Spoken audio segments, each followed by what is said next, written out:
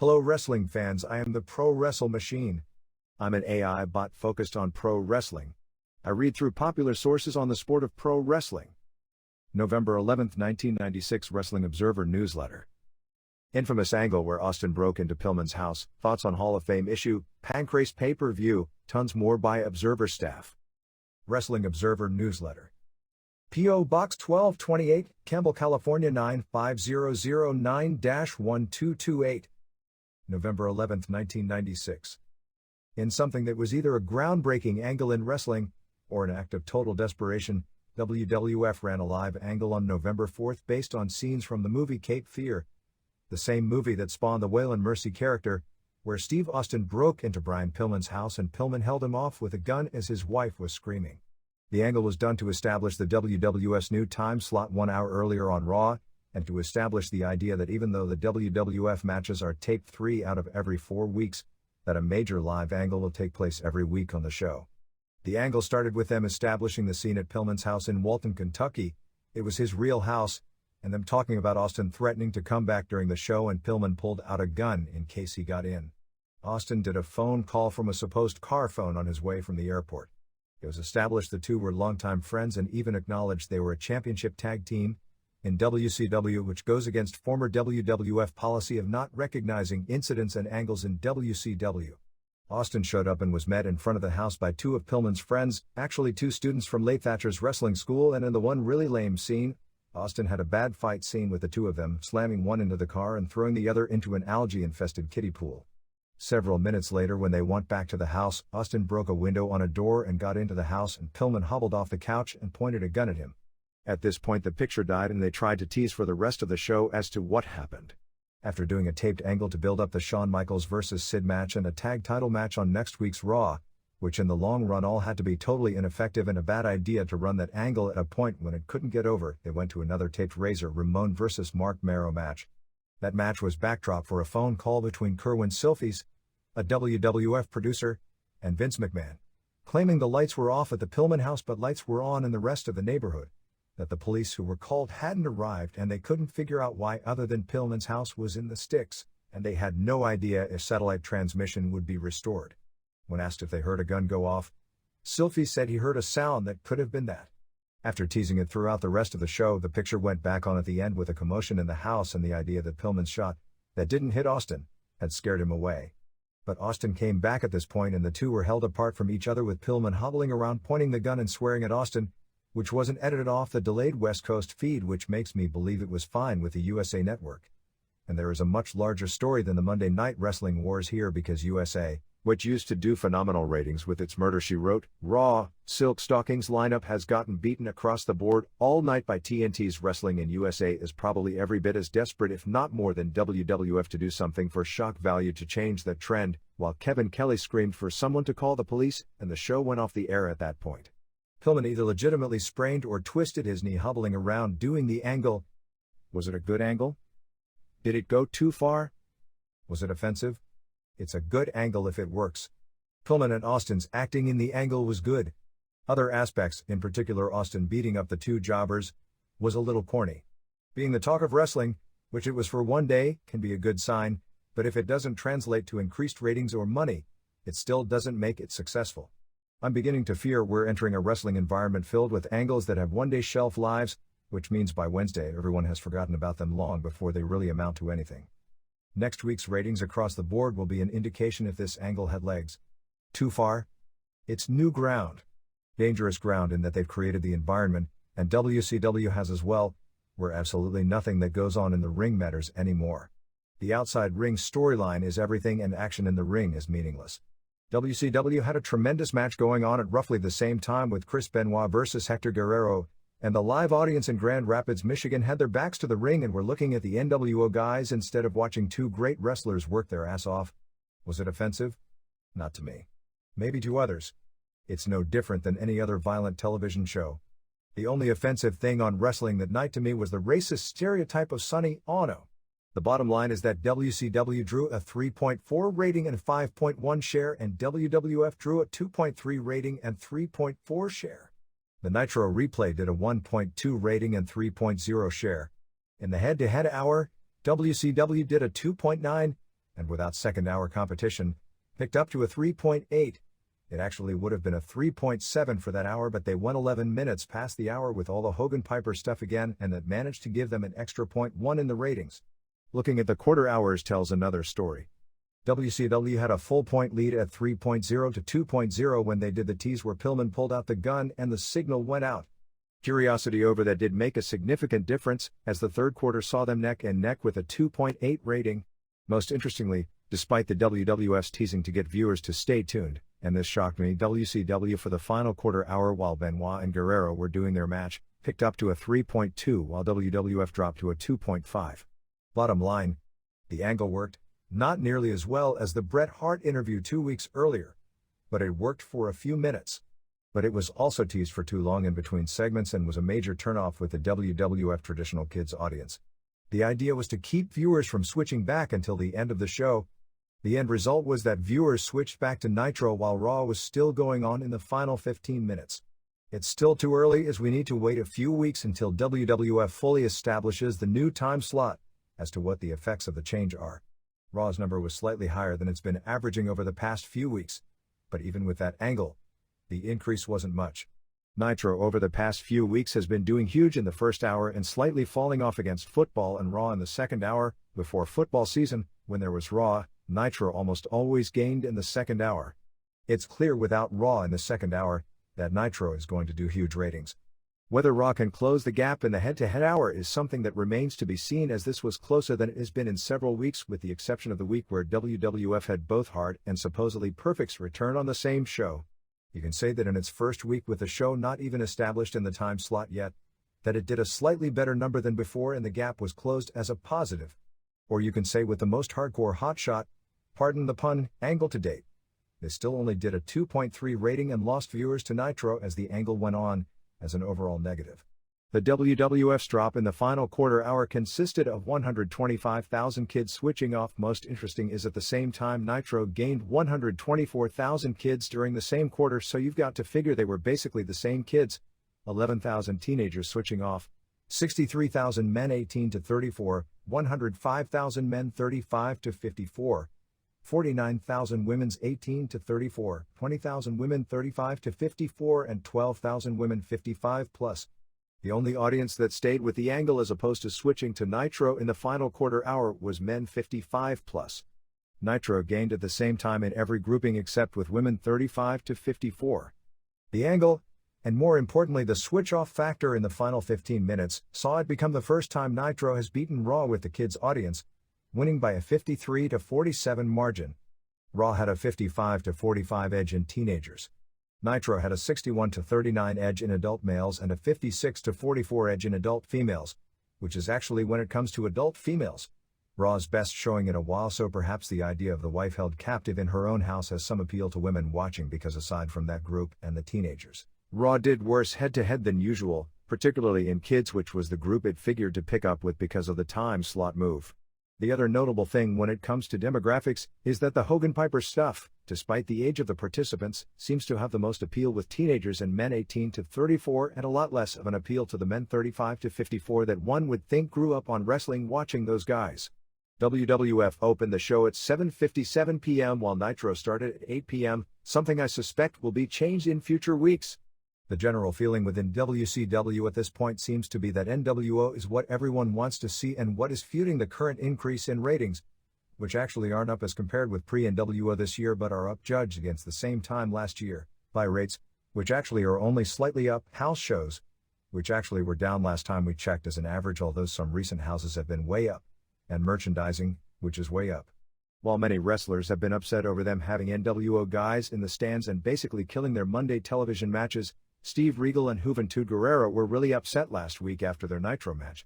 The belief in the company is if the NWO guys aren't on television, people will switch stations, forgetting that ratings before the NWO angle were at almost the exact same level.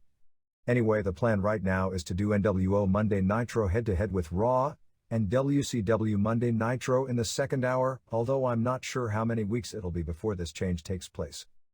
Back in August, we did our first Hall of Fame issue. Doing something of this type, as subjective as it all is, particularly in an entertainment form like pro wrestling where the statistical arguments that the Baseball Hall of Fame are loaded with are inconsequential. It also brought more response than any feature we've done in years, and not surprisingly so. Hall of Fame type ideas in wrestling come and go. In recent years, both WCW and WWF have started Hall of Fames, although WCW has since dropped the idea after much criticism since they inducted Angelo Poffo primarily because he's the father of Randy Savage more than any accomplishments as a wrestler.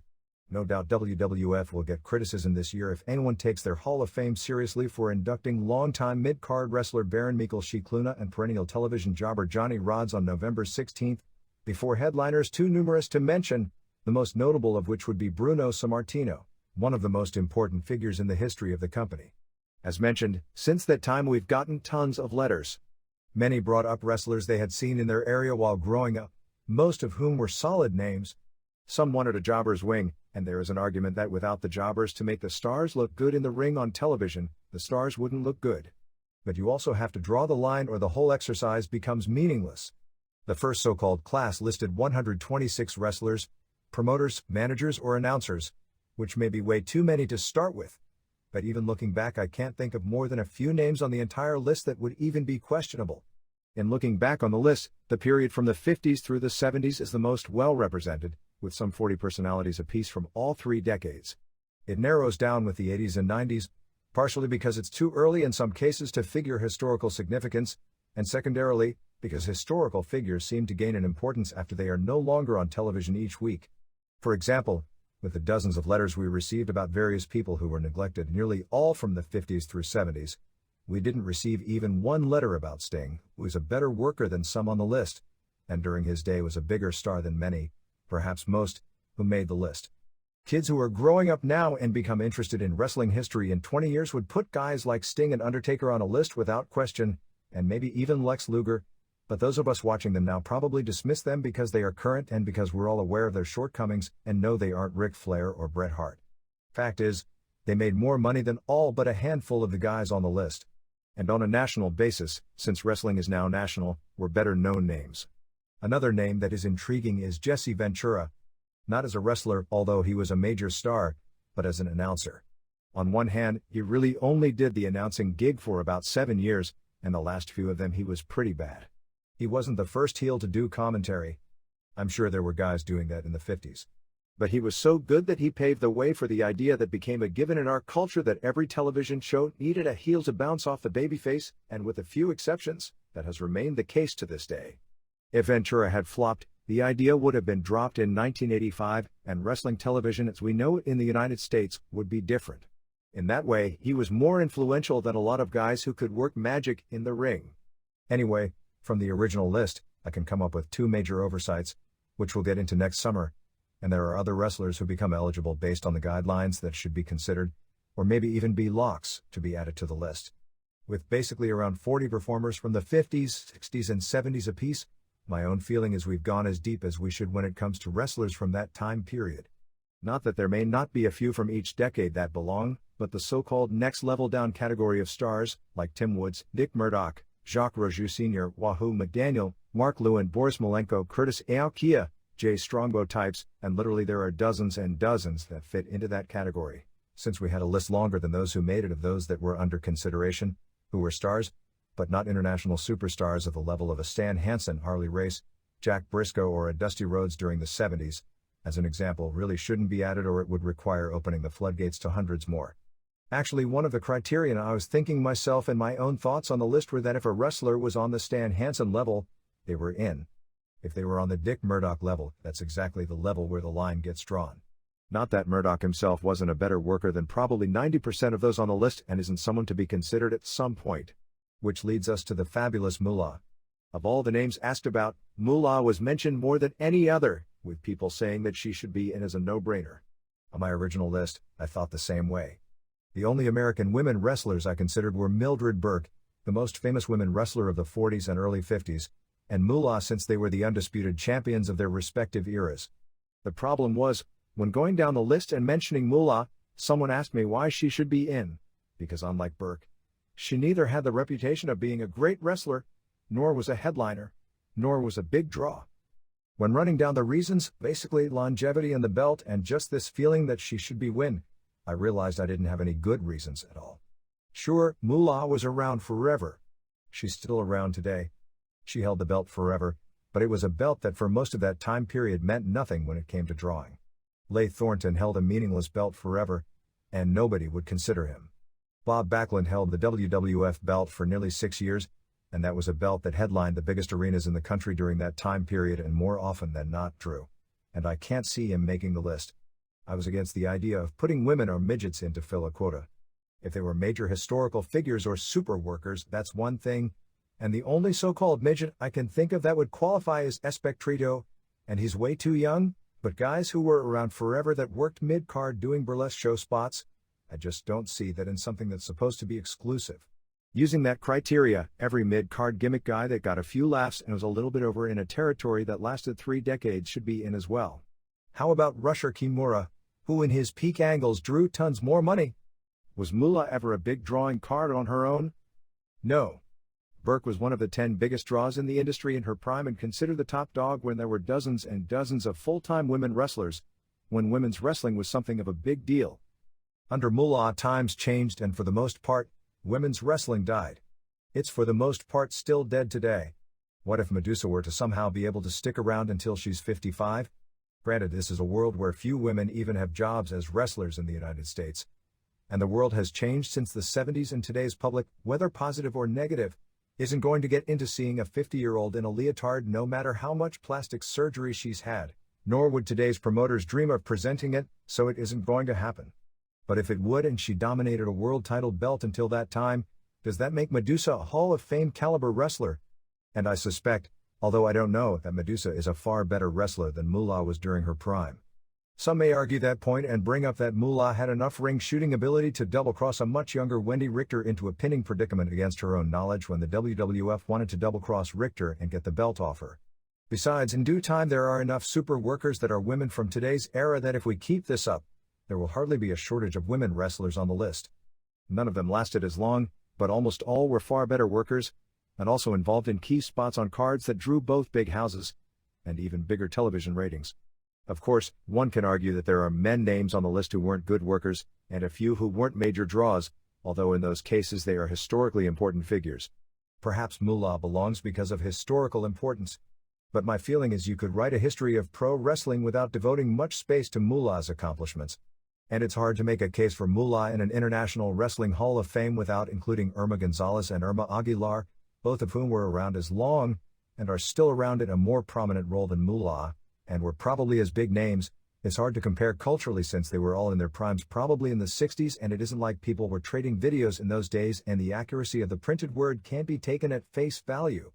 I'd have to assume Aguilar and Gonzalez were better wrestlers because I saw them in the past 2 years when they had to be in their mid to late 60s, and they were even then better than Moolah was in the 70s.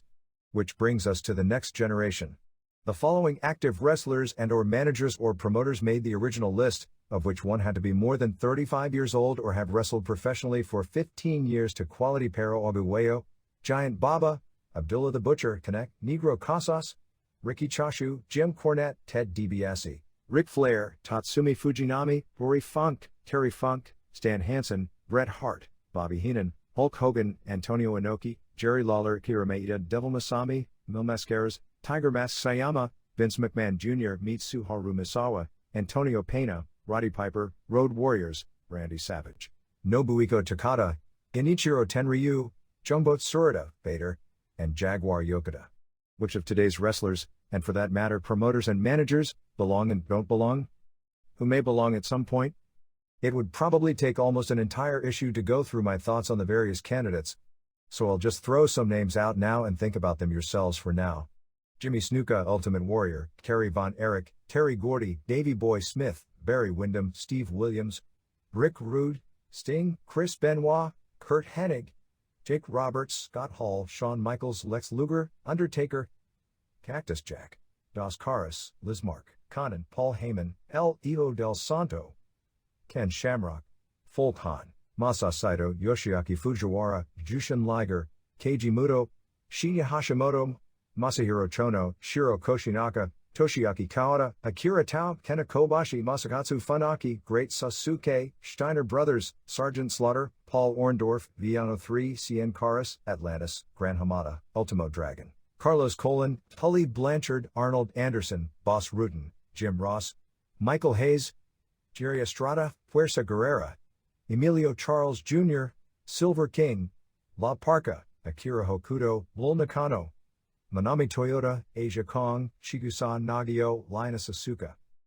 Semaphore Entertainment Group's fourth Pancrase pay-per-view show on November 3rd, taped September 7th, was easily its best show to date.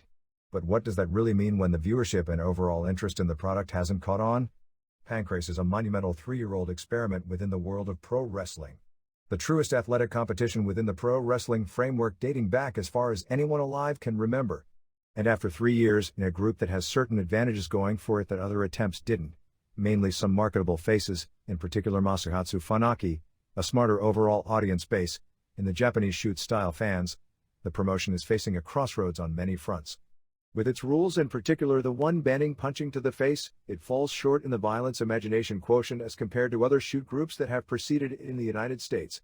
That's particularly important in the American market where it's too sportsmanlike, too civilized, too Japanese, and most important, seemingly too unimportant for the American sports fan. The pay-per-view was an experiment to see a Sunday night, the traditional pro wrestling pay-per-view night, would increase the buy rate past the 0.1 level. The past 2 shows have stalled it after debuting at a strong 0.25. At this point there are no scheduled future pay-per-view dates. On the Japanese front, the group has its own problems. The contract dispute with Ken Shamrock, which has spread to affect in some form the participation of several Lions Den fighters, takes away some of its biggest stars. In a related story, Shamrock has pulled out of his December 15th match at the Fukuoka Dome with Hugo Duarte. The reason given is that since Antonio Inoki's people were in serious negotiations to have the show air on pay-per-view in the United States on a tape delay in 1997, Shamrock couldn't do the show because it would be working against Semaphore Entertainment Group and UFC. The Shamrocks brought up the possibility of doing the match, but having it not air in the United States as part of the pay-per-view show, but everything seems to have fallen through in that regard. Apparently one of the reasons Inoki's people were able to offer Shamrock a huge money figure for one match was the ability to use Shamrock's name in marketing the event on pay-per-view in the United States. It's still somewhat surprising to see the match fall apart completely over the pay-per-view aspect. Since they have a huge stadium, actual capacity is 69,000, not 8,000 as listed here previously, to fill for a card that on paper doesn't appear to have anywhere close to enough drawing power to pull that off. Perhaps the threatened lawsuit from Pancrase over their claim that Shamrock would still be under exclusive contract to them until he returns and does the final 4 fights left on his previous contract also played a factor. According to Pancrase president Masami Ozaki, the company had threatened legal action against Shamrock, but not against Universal Valley Tudo as written here last week. Nagashima, who is one of the New Japan primary office officials, had called Ozaki about the problem which, along with the involvement of Antonio Inoki, has led to people believe this show is actually a New Japan promotion under another name, and supposedly all insiders in Japan know the show is going to be a flop, but the belief is that will be okay for the promoters as well, since there are those who believe the purpose of the show is to nip the shooting style popularity in the bud because it threatens the long-term popularity of traditional pro wrestling. According to Ozaki, Shamrock fought 4 matches under the contract and was credited with 1 more since he came to Japan while injured for the November 4, 1995 show, on the 9-match contract of May 1, 1995.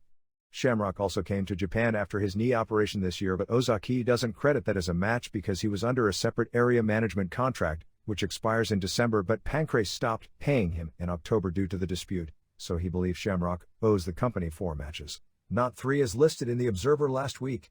His claim is the contract specifically states all matches are shoots and that Shamrock received $200,000 in his monthly salary for the 1-year duration of the contract. Ozaki claims the contract specifically brought up participation in UFC events, saying that Pancrase would allow Shamrock to do UFC events but they would not count as Pancrase matches in the contract. He said that Shamrock phoned Masakatsu Funaki many times, but it was Funaki that didn't want to return his phone calls because of the contract dispute, and that Funaki is on his side of the dispute, which is surprising since Funaki and Shamrock have a long friendship. Ozaki also said that Guy Mesger is still with Pancrase. He broke his nose on the September 7th show and couldn't fight again for 6 weeks, which means he had to miss the November 9th show. Mesger was originally selected as one of the 4 to be in the tournament to determine the new king of Pancrase but couldn't participate due to the injury, but is scheduled to appear on the December 15th show. Ozaki also claimed he knew from Mesder about the idea for he and Frank Shamrock to do seminars and didn't care about it, and claimed it was Ken's idea to do the Ken vs. Frank match and that nobody in Pancrase ever made the suggestion that the brothers fight each other. Bob Shamrock, Ken's father and manager, claimed it was Pancrase's idea to book such a match on December 15, and interviews with Frank Shamrock have talked about him not wanting to fight his brother. Ozaki claimed as it regards Vernon White, his future with Pancrase is pending since everyone at Pancrase likes him. The toll of injuries continues to add up, and it's going to add up faster as the nature of the sport itself changes. With the wrestlers learning more and more how to block, spot and avoid the submissions, the matches become more stand-up striking matches, which naturally lead to a higher risk of injuries, particularly with a limited number of fighters and matches taking place every 6 weeks. From a marketing standpoint, the reality of true athletic competition as opposed to work competition is that there is a gap, often lengthy, between a wrestler's physical peak and his marketing peak. Most top wrestlers hit their drawing power peak around their mid-30s, and with the nature of name value being what it is, many have more drawing power in their 40s when they are no longer top athletes than even in their 30s. In a shoot sport, the timeline is a lot shorter. By the time the wrestler gets over the biggest, as often as not, his athletic skills are already in decline. In a worked environment, that can be made up for by learning shortcuts in the ring. It's a lot harder when the worked aspect is removed, particularly when it comes to recovering from injuries, let alone winning and losing.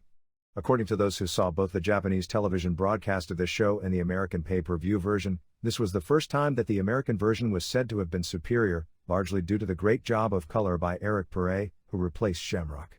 Perret started out knowledgeable, but perhaps too low-key, but picked up excitement as the latter matches picked up the pace. It helped that he had two of the most exciting matches in Pancrase history to work with. Bruce Beck did a great job as well, although the event's American television product was still hampered by the lack of taped features, interviews and personality profiles that give life to the wrestlers themselves, who are all appearing basically cold to the majority of the audience. The show opened with 20-year-old Asami Shibuya, one of Pancrase's biggest hopes for the future, going to a 10-minute draw against Takafumi Ito. Since Shibuya is one of the four in the upcoming King of Pancrase tournament, doing an even match against an undercard wrestler wasn't the step up in the pack. The match was basically even, highlighted by consistent blocks of attempted submissions on both sides, and it would have been hard to pick a winner. In the second match, where Manabu Yamada beat Kyuma Kunyoku, Yamada seemed to just play defense most of the way until he got popped in the face and decided to end up. As mentioned many times before, the Frank Shamrock vs. Yuki Kondo match was one of the best matches in Pancrase history. The two were constantly working for submissions on the ground, without much luck. Shamrock dominated on the ground, but was working harder to make things happen, and apparently ran out of gas earlier. The tide turned at the 8 minutes mark with most of the rest of the match on their feet, where Kondo held the edge. Kondo's eyes were puffed up, which wasn't really mentioned in the commentary, from Shamrock's strikes, and Shamrock had a bloody nose, which also wasn't mentioned. Shamrock eventually ate a kick and fell through the ropes to the floor at 12:43. A marathon striking encounter followed between White and Yoshiki Takahashi. This went 19:43, which is incredibly long when you consider that there are no rounds for the fighters to catch their breath. Even though Takahashi would have the edge once they went to the ground since he's the better wrestler, mainly due to fighting when he probably shouldn't have because of an injury, Takahashi wanted to avoid the ground, as did White. Takahashi managed a few takedowns, but basically they were standing there throwing palm blows and kicks, with some great flurries. White had a greater reach, but Takahashi seemingly didn't mind taking blow after blow. White was knocked down once and also given a yellow card for a low kick, while Takahashi went down twice.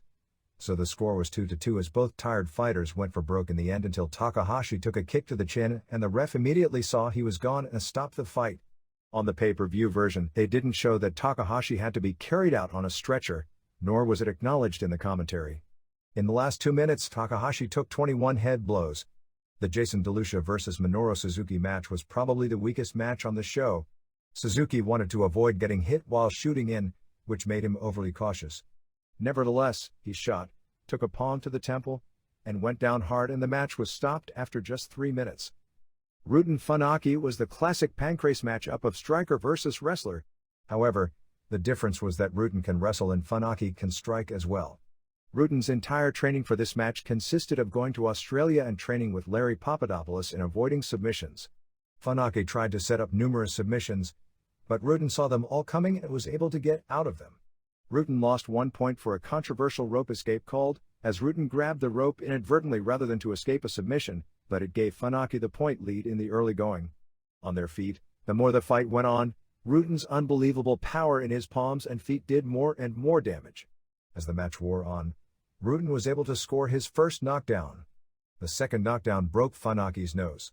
As the match wore on, it was like the first Rocky movie, with Funaki taking ungodly punishment and his movie star face basically being disfigured from swelling in the process. After the third knockdown, Funaki also lost a point due to a rope escape. Funaki had one lost point left and the crowd went nuts, and he played to the crowd like a pro wrestler about to make the big comeback. In that way it was like traditional pro wrestling but had more drama because of the heightened believability. Funaki attempted the big comeback, but it was for naught as he just took knees and palms and kicks and somehow held on until a knee to the chin finished him. It was even more compelling when the final moments were shown in slow-mo just what a war Funaki put on to stave off what was inevitable. It was an incredible performance by Funaki. All Japan Women announced the complete lineup for its final major show of the year on December 8 at Tokyo Sumo Hall. Already announced was Manami Toyota defending the WWA title against Kyoko Inoue in the main event. Other matches announced were Dynamite Kansai, JWP, and Asia Kong vs. Takako Inoue and Mariko Yoshida, Mima Shimoda and Toshio Yamada, and Etsuko Mita vs. Reggie Bennett and Tomoko Watanabe, and TBA, Shaparita Asari defends the WWA Super Lightweight title against Fuseo Naochi of JWP. Ritamata vs. Chikako Shiratori, JD, Yuka Shina and Yumi Fukawa, and Yoshiko Tamura vs. Bloody Phoenix, Miori Kamiya JD, and Chiquita Azteca, Esther Moreno, and Pequeña Azteca, Alda Moreno, and opening up with Tanny Mouth and Genki Misai vs. Tomoko Miyaguchi, JWP, and Emi Motokawa, IWA. In addition, there will be 4 shoot matches on the show. Under UFC rules, Yumiko Hata gets a rematch against Rosina Elena, the Soviet judo player who won the U tournament, beating Hata in the finals this past August, and Kaoru Ito faces Tanya White of Australia. In addition, there will be 2 shoot matches under kickboxing rules with Kumiko Maekawa vs. Aya Mitsui, a kickboxer, and Saya Endo vs. Yoko Takahashi. Results: October 21st, Memphis, USWA 375. Stephen Dunn v. Denny Cooley, Tony Falk v. Super Mario, Sean Venom and Bart Sawyer v. Mike Samples and Trailer Park Trash, USWA Tag Titles / Jimmy Valiant Ref, Brian Christopher and Wolfie D. v. Bill and Jamie Dundee to win held-up titles. Unified title: Colorado Kid v. Bill Dundee DQ, Christopher DDQD, Flash Flanagan won Rumble Royal. October 24th, Springfield, Illinois, WWF 2480. Justin Bradshaw v. Barry Horowitz, Crush v. Bob Holly, Steve Austin v. Barry Windham, Sid v. Mankind, Sultan v. Aldo Montoya IC title, Mark Merrow v. Hunter Hearst Helmsley DQ 4 corners tag match for WWF belts. Owen Hart and Davey Boy Smith beat Godwins, Smoking Guns, and Grimm Twins, WWF title, Shawn Michaels v. Goldust. October 26, St. Louis Kiel Center, WWF 4778. Justin Bradshaw v. Barry Horowitz 1/2 of 1 star, Crush v. Bob Holly 1/2 of 1 star, Steve Austin v. Barry Windham 1 1/2 star IC title, Hunter Hearst Helmsley v. Mark Merrow 3 stars, Sid and Undertaker v. Goldust and Mankind 2 stars, Sultan v. Aldo Montoya dud, WWF tag titles, Owen Hart and Davey Boy Smith v. Godwins 2 stars, Grimm Twins v. Smoking Guns 1/2 of 1 star, WWF title, Shawn Michaels v. Vader 2 stars. October 28th, Isazaki, All Japan Women, Mio Wakizawa and Rumi Sekiguchi v. Fuji and Momoe Nakanishi, Yoshiko Tamura v. Nana Takahashi, Saya Endo and Toshio Yamada v. Mariko Yoshida and Kaoru Ito, Manami Toyota and Ri Tamada v. Genki Misae and Etsuko Mita, Mima Shimoda v. Shaparita Asari, Kyoko Inoue and Takako Inoue and Reggie Bennett v. Asia Kong and Tomoko Watanabe and Kumiko Maekawa.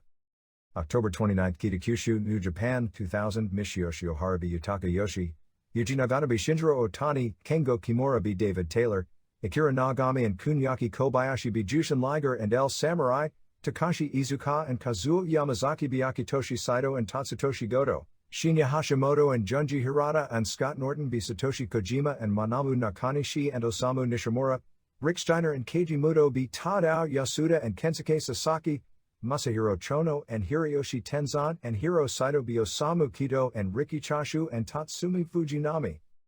October 30th, Rome, Georgia, WCW Saturday Night and Main Event tapings, 2,300 with 1,200 paid. Eddie Guerrero b. Jimmy Graffiti, Mang and Barbarian b. Rock and Roll Express, Joe Gomez b. Cheetah Kid, Mike Hayner, Big Bubba and Kevin Sullivan b. Jack Boot, Dwayne Bruce and Chavo Guerrero Jr., Jeff Jarrett b. John Tenda, WCW TV title, Steve Regal b. Bobby Eaton, Chris Benoit b. Chris Jericho, Chavo Guerrero Jr. and C. Pat Tanaka, WCW TV title, Regal b. Cheetah Kid, Jericho b. Eaton. October 30th Hakata Star Lanes, New Japan, 2,500 sellout, Akitoshi Saito and Kunyaki Kobayashi b. Yutaka Yoshi and Yuji Nagata, Shinjiro Otani b. Norio Onaga, Jushin Liger b. El Samurai, Hiroyoshi Tenzan b. Tadao Yasuda, Manabu Nakanishi and Scott Norton and Shinya Hashimoto b. Michiyoshi Ohara and Akira Nagami and Tatsutoshi Goto, Rick Steiner b. Takashi Iizuka, Masahiro Chono and Hiro Saito b. Junji Hirata and Tatsumi Fujinami, Osamu Nishimura and Kensuke Sasaki and Riki Chashu b. Osamu Kido and Satoshi Kojima and Keiji Muto. October 30th Tokyo Korakuen Hall Battlerts, 2000 sellout, Tetsuhiro Kuroda b. Satoshi Yoniyama, Kruger b. Shoichi Funaki, Katsumi Yujita b. Carl Greco, Alexander Otsuka and Yuki Ishikawa b. Hiroshi Ono and Daisuke Ikeda, Independent Junior title, Takamichinoku b. Minoru Tanaka. October 30th Aomori WAR, Takashi Okamura b. Jun Kikuchi, Lance Storm b. Battle Ranger Nobutaka Araya b. Masaaki Mochizuki, Ultimo Dragon and Yuji Yasuryoka b. Fukuda and Kamikaze, Arashi b. Osamu Tashi Akari, Kenichiro Tenryu and Koji Kiao b. Nobukazu Hirai and Bam Bam Bigelow. October 30th Kusumagasuki All Japan Women Momoe Nakanishi b. Fuji, Reggie Bennett and Shaparita Asari and Nana Takahashi b. Kumiko Makawa and Yoshiko Tamura and Genki Misae, Tashio Yamada and Saya Endo b. Takako Inoue and Yumi Fukawa Asia Kong b. Mima Shimoda, Yumiko Hata and Kyoko Inoue and Tomoko Watanabe b. Manami Toyota and Mariko Yoshida and Kaoru Ito. October 30th Akita, Michinoku Pro 366 sellout, Men's Teo b. Yoshito Sugimoto Wellington Wilkins Jr. b. Naohiro Hoshikawa, Jinsei Shinzaki b. Lenny Lane, Dick Togo and Teo b. Tiger Mask and Grand Naniwa, Super Delphin and Leo Del Santo b. Great Sasuke and Kato Kung Lee. October 31st Yamaguchi New Japan 2,500 sellout, Akitoshi Saito b. Yutaka Yoshi, Tatsutoshi Goto b. Tadao Yasuda, Yuji Nagata b. Michiyoshi Ohara, Shinjiro Otani and Norio Onaga b. Jushin Liger and El Samurai, Osamu Nishimura and Kensuke Sasaki and Tatsumi Fujinami b. Akira Nagami and Kunyaki Kobayashi and Kengo Kimura, Rick Steiner and Keiji Muto b. Hiro Saito and David Taylor, Masahiro Chono and Hiroyoshi Tenzan b. Takashi Iizuka and Junji Hirata, Scott Norton and Shinya Hashimoto b. Satoshi Kojima and Manabu Nakanishi. October 31st Kamiyoso, WAR, Osamu Tashi Akari b. Jun Kikuchi, Lance Storm b. Takashi Okamura, Yuji Yasuryoka b. Masaaki Mochizuki, Ultimo Dragon b. Battle Ranger, Koji Kiao and Arashi b. Fukuda and Kamikaze, Bam Bam Bigelow and Nobukazu Hirai b. Genichiro Tenryu and Nobutaka Araya. October 31st Yusa, Michinoku Pro, 350, Lenny Lane b. Yoshito Sugimoto, Jinsei Shinzaki b. Grand Naniwa, Grand Hamada and Naohiro Hoshikawa b. Great Sasuke and Kato Kung Lee, Men's Teo and Dick Togo and Shiryu and Takamichinoku and Shoichi Funaki b. Super Delphin and Leo Del Santo and Tiger Mask and Wellington Wilkins Jr. and Masato Yakashiji. October 31st Narita All Japan Women, Miho Wakezawa b. Fuji, Tomoko Watanabe and Genki Misae and Momoe Nakanishi b. Kaoru Ito and Kumiko Makawa and Saya Endo, Takako Inoue and Yumi Fukawa b. Asia Kong and Yoshiko Tamura, Manami Toyota b. Mariko Yoshida, Etsuko Mita and Tashio Yamada and Shaparita Asari b. Mima Shimoda and Reggie Bennett and Kyoko Inoue.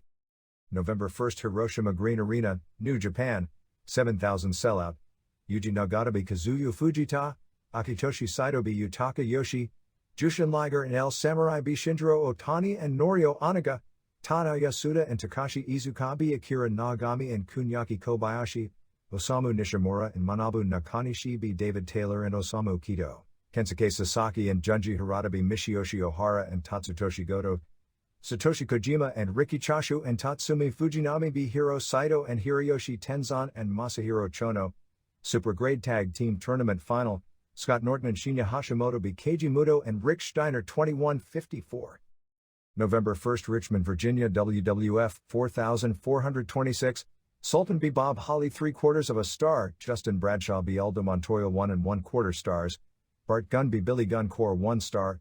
Stretcher match, Sid b Vader 3/4 of a star. WWF Tag Titles, Owen Hart and Davey Boy Smith b Godwin's 1 1/2 star. IC title, Hunter Hearst Helmsley b Mark Marrow 2 stars. Cage match, Shawn Michaels and Undertaker b Mankind and Goldust 2.5 stars. November 1st Hammond, Indiana WCW 3940 sellout.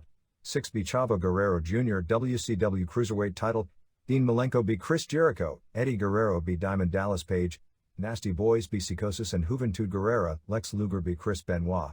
WCW Tag Titles, Kevin Nash and Scott Hall b Harlem Heat DQ, Sting 1 triangular match over Giant, COR, and Savage.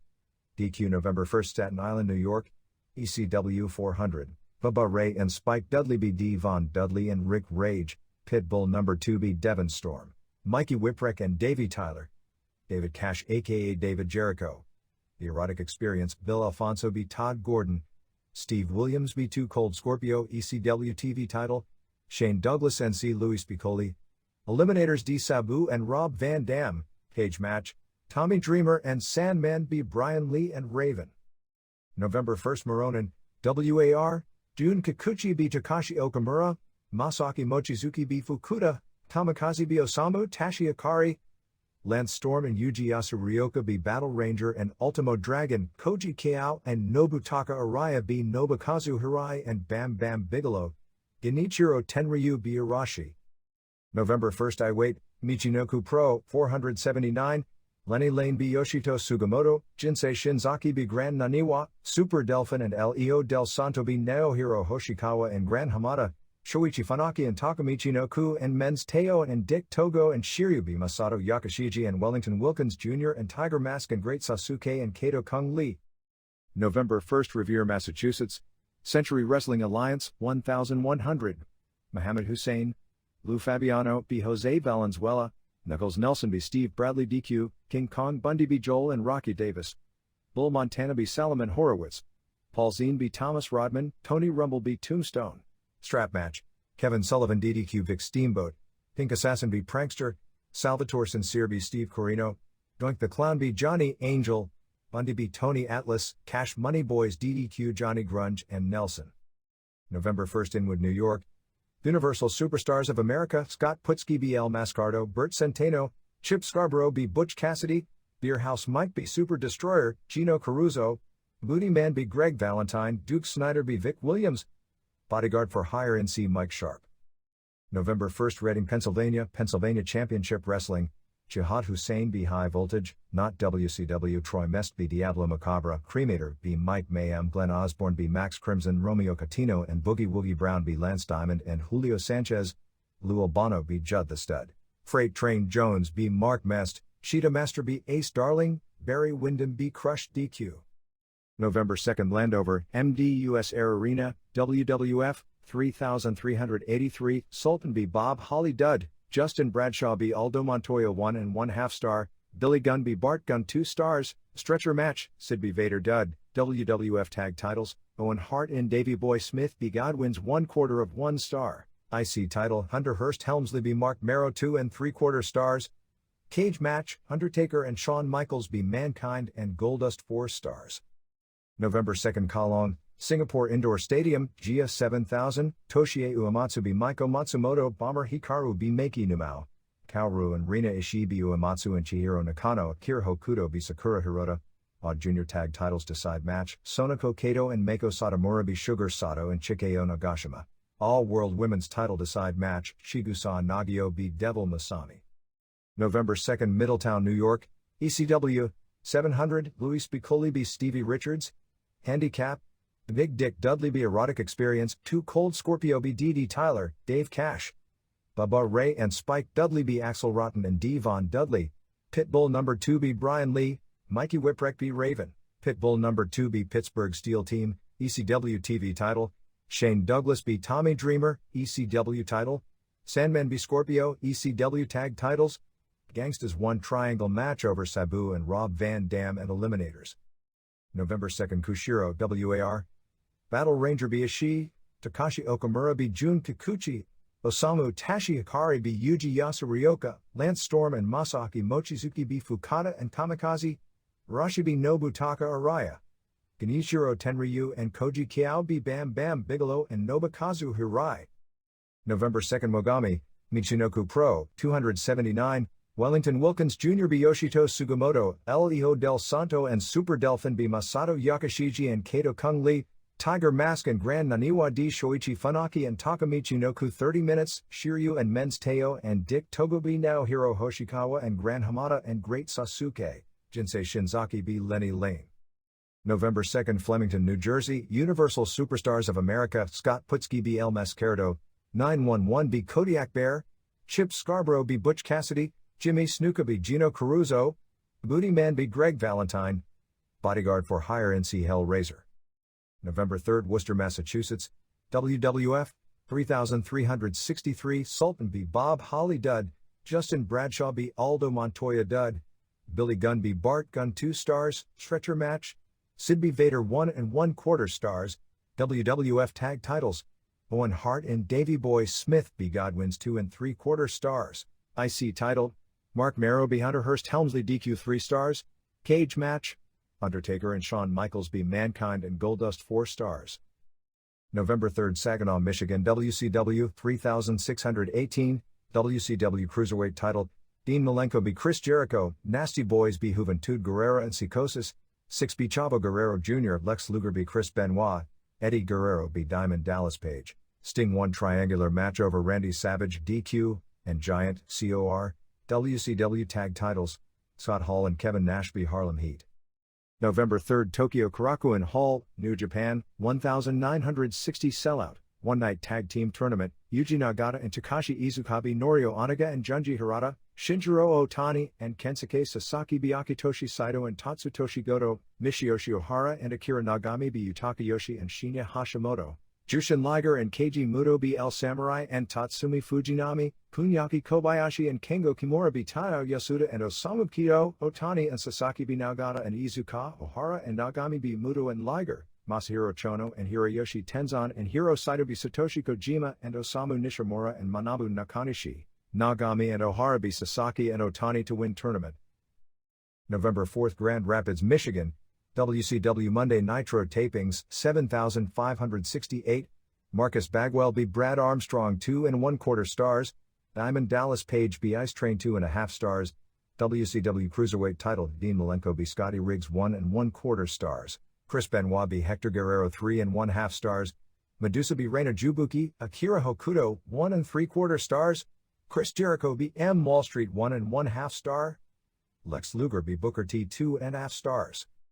November 4th Tokyo Korakuen Hall, New Japan 1760 sellout, Yuji Nagata B. Yutaka Yoshi, Osamu Kido B. Norio Oniga, Junji Hirata B. Kunyaki Kobayashi, Takashi Iizuka B. El Samurai, Jushin Liger and Kensuke Sasaki and Keiji Muto B. Hiro Saito and Hiroyoshi Tenzan, and Masahiro Chono. 2 of 3 falls, Akitoshi Saito and Michiyoshi Ohara and Tatsutoshi Goto and Kengo Kimura and Akira Nagami B. Tadao Yasuda and Osamu Nishimura and Satoshi Kojima and Manabu Nakanishi and Shinya Hashimoto.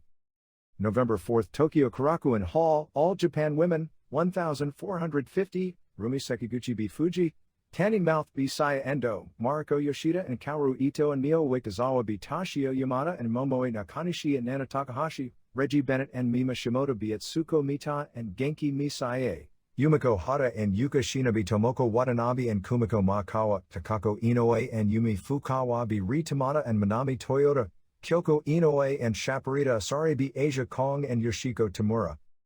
November 4th Gainesville, Florida, NWA, 150 Jerry Flynn D. Jody Foria, Rob Van Dam B. Firecat, Brady Boone, Black Hearts B. Phi Delta Slam, Dory Funk B. Greg Valentine, Steve Kieran B. Hercules.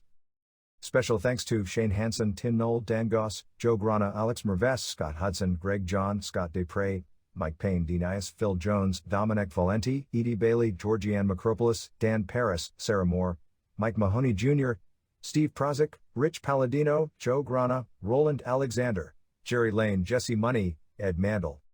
Japanese Television Rundown. October 13th Michinoku Pro. This was a tape special of the October 10th Sumo Hall card. 1. Yuki Ishikawa and Alexander Otsuka beat Daisuke Ikeda and Satoshi Yoneyama in a Battle Arts match. This was a shoot-style match with the hard kicks combined with submission holds and a little bit of Japanese-style traditional pro wrestling thrown in. It was pretty good for what it was. 3 stars. 2. Dascars and Kunyaki Kobayashi and Dynamite Kid beat Mil Mascaras and Great Sasuke and Tiger Mask Sayama in 15:30. This match was edited down to about 3 minutes of highlights, which, since it was the match with the most interest and drawing power on the show, pretty much tells you what you need to know about the match. At least what they aired looked fine. Obviously they edited so much out so as not to embarrass the legend of most of these guys. Dynamite looked to weigh about 145 pounds as he looked like a stick figure of the Dynamite Kid. He did do the fast suplex on the floor, but nothing else due to injuries. Even though Mascaras at 58 or 59 with no physique and not much flying ability is hardly what you think of as Mil Mascaras, he was actually very impressive for his age. Can you imagine Wahoo McDaniel or Billy Robinson in the ring at this point doing a few flying moves and a plancha to boot? Finish saw Mascaras accidentally hit Sasuke with his flying body press. Dynamite then gave him a tombstone pile driver and Karas pinned him after a powerbomb. 3. Dick Togo and Men's Teo and Shiryu and Takamichinoku and Shoichi Funaki beat Grand Naniwa and Grand Hamada and Super Delphin and Tiger Mask and Masato Yakashiji in 32:56 when Togo pinned Delphin. An off-the-charts flying and high spots exhibition.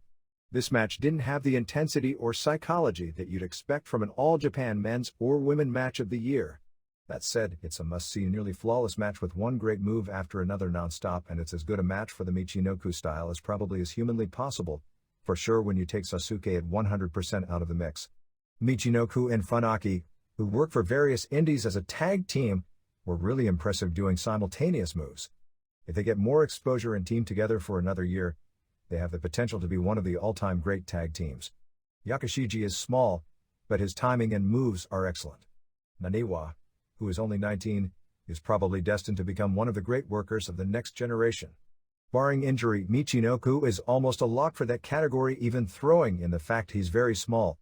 5 stars. 4. Jinsei Shinzaki Hakushi pinned Hayabusa in 15:16. This match can be described as the epitome of a match with no transitions and little in the way of psychology.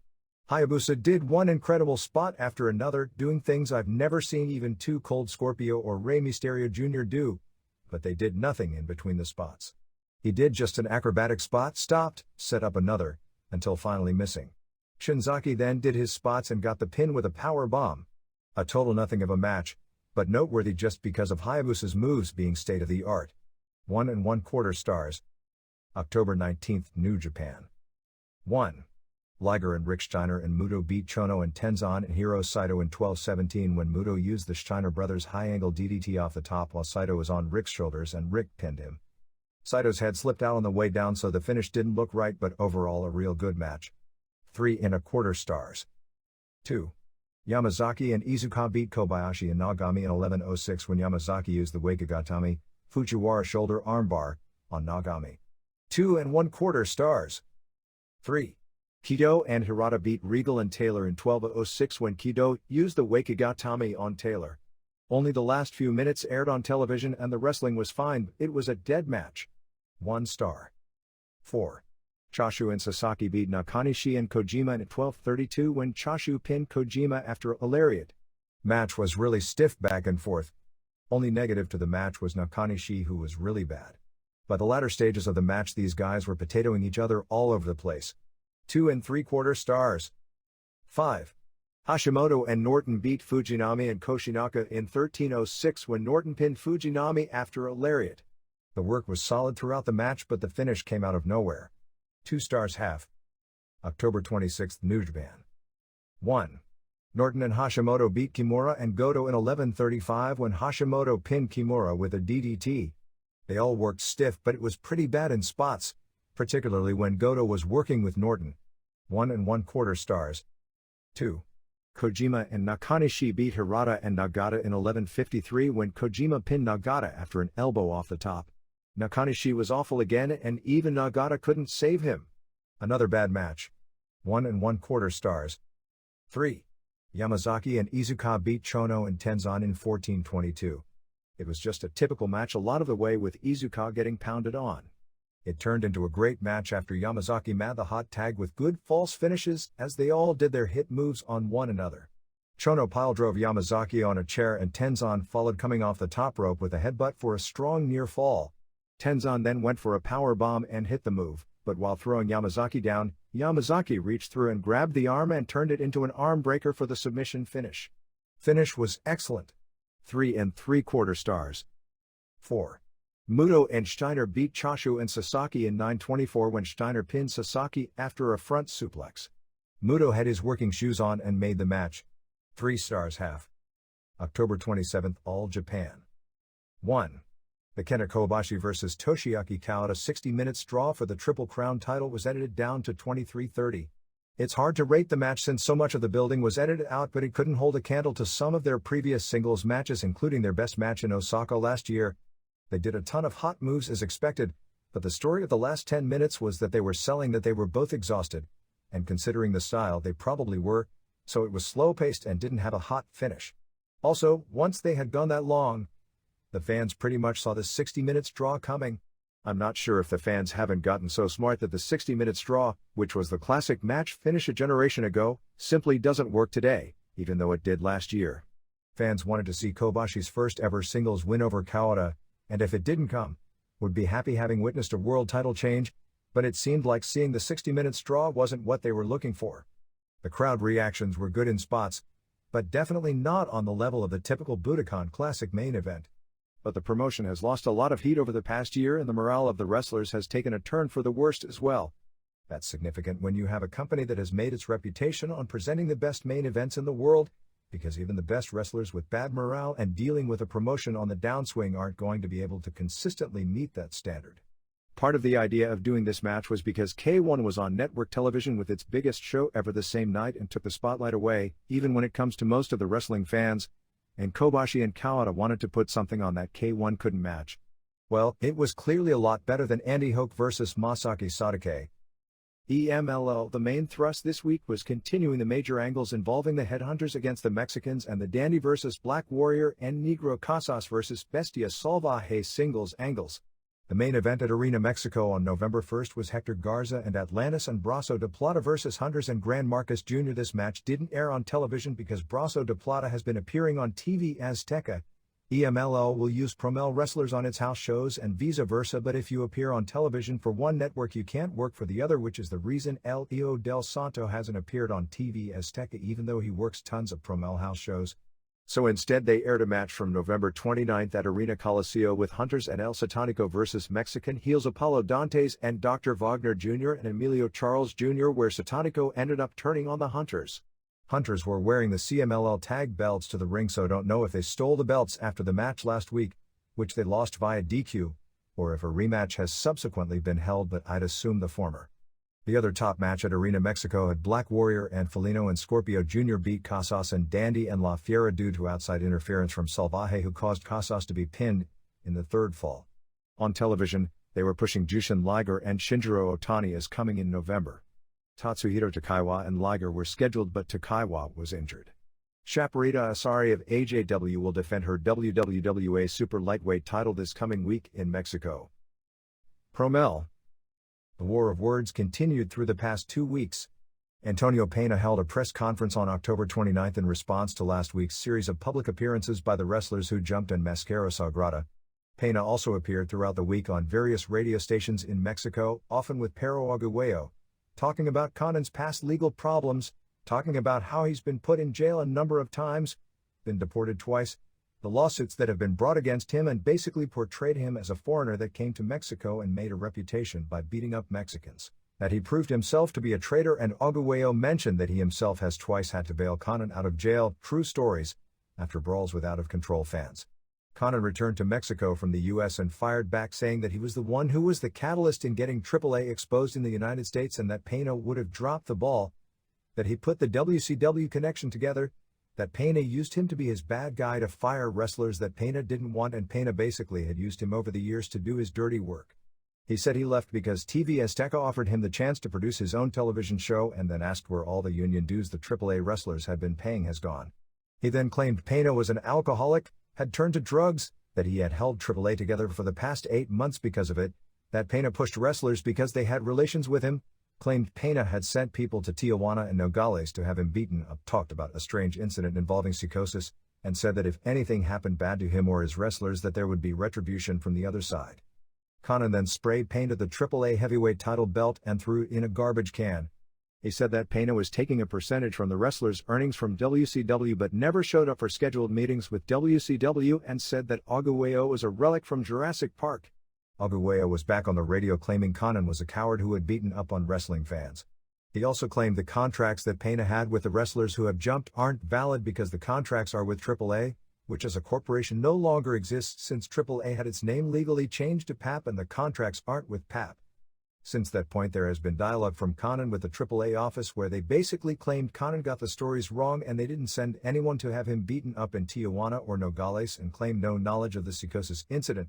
This took place last week where Psicosis got a phone call in his hotel from one of Rey Mysterio Sr.'s assistants saying that Halloween and Damien wanted to meet with him, but when he got in the car, they wind up in a deserted part of Tijuana with no Halloween or Damien in sight, and, fearing the worst, Psicosis punched out the assistant and ran away. They said that before tensions escalated they wanted to quell things down.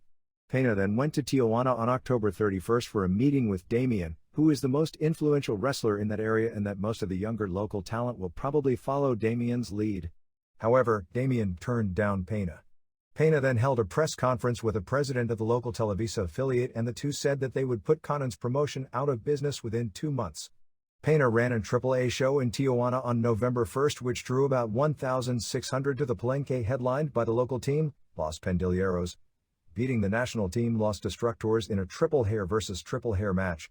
While that was the planned blow-off of the feud when Conan was booking, Pena kept the plans intact and had his wrestlers lose the match as a way to woo the local wrestlers to his side, and apparently will be working with Rey Mysterio Sr. during the match. Pandillero missed a plancha and his head first on the floor and was hospitalized with a concussion legit. Grand Apache's 1 and 2 jumped from AAA to Promo Azteca and Conan has claimed he'd have 4 more major announcements, 2 of which will appear as a surprise on the November 15th show which is his first television taping with the main event of Conan and Rey Mysterio Jr. and X vs. Psicosis and Pantrita del Ring and X. AAA. From all accounts the work rate has been increasing on the recent television shows.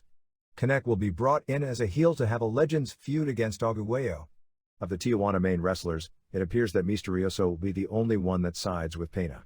There is a good chance that Heavy Metal will be turned back babyface. There is some heat with Ultimo Dragon and Pena over Dragon working a major show at El Toreo for yet another rival promotion which was a television taping for ESPN International on November 3rd as part of a cage battle royal where the last man in would lose his mask. I believe the show was being promoted by Dragon's in-laws. And speaking of Irma Gonzalez and Irma Aguilar, the top women's wrestlers in Mexico of the early 60s were booked in a women's tournament on that same show where the loser would either lose her hair or mask. Fuerza Guerrera did show up at the October 21st television tapings in Madero, replaced Pierroth Jr. in the 8-man feud with Villanos against Supermuñeco and Payasos.